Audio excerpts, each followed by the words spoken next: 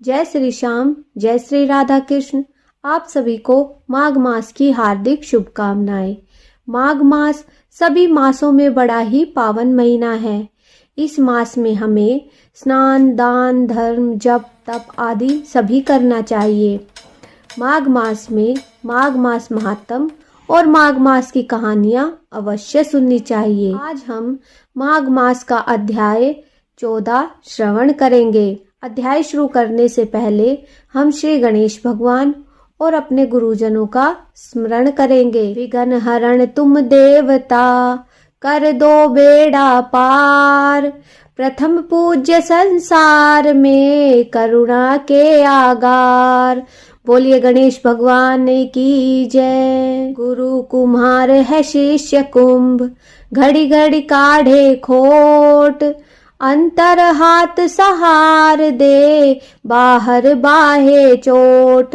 बोलिए गुरु महाराज की जय। माघ मास महात्म अध्याय 14। कार्तवीर्य जी बोले कि हे विप्र श्रेष्ठ, किस प्रकार एक वैश्य माघ स्नान के पुण्य से पापों से मुक्त होकर दूसरे के साथ स्वर्ग को गया, सो मुझसे कहिए।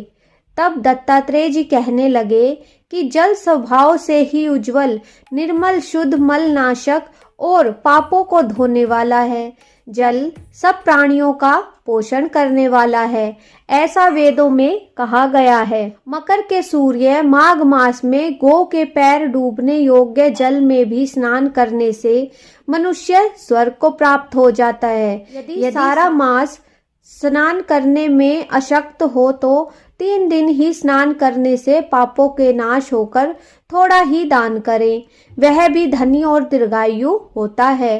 5 दिन स्नान करने से चंद्रमा के सदृश शोभायमान होता है। इसलिए अपना शुभ चाहने वालों को माघ में बाहर स्नान करना चाहिए। अब माघ में स्नान करने वालों के नियम मैं कहता हूँ।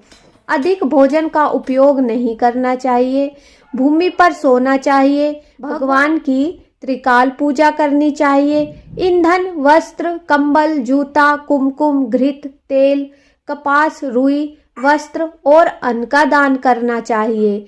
दूसरे की अग्नि ना तपे, ब्राह्मण दान न ले और माघ के अंत में ब्राह्मणों को भोजन करावें और उनको दक्षिणा दे तथा एकादशी के नियम से माघ स्नान का उद्यापन करें। भगवान से प्रार्थना करें कि हे देव, इस स्नान का मुझको यथोक्त फल दीजिए। मौन रहकर इस मंत्र का उच्चारण करें, फिर भगवान का स्मरण करें। जो मनुष्य श्री गंगा जी में माघ मास में स्नान करते हैं, वे 4000 युग तक स्वर्ग में रहते हैं। जो कोई माघ में गंगा और यमुना का स्नान करता है, वह प्रतिदिन 1000 स्वर्ण मुद्रा दान का फल प्राप्त कर लेता है और 1000 कपिला गो के दान का फल उसे मिलता है। माघ मास महात्म अध्याय 14 समाप्त।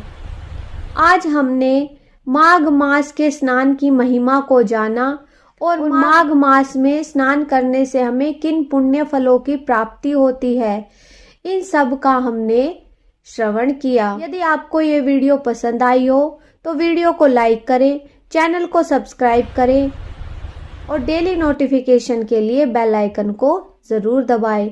बोलिए गणेश भगवान की जय, विष्णु भगवान की जय।